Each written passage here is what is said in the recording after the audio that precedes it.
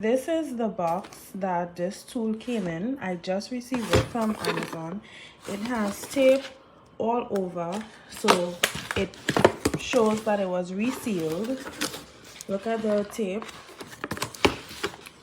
It was resealed. It's ridiculous. And the tool is a used tool.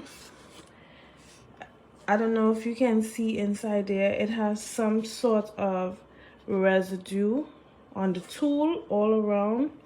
It's used. Inside of there you can see whatever residue. You spend your money and they send you used items.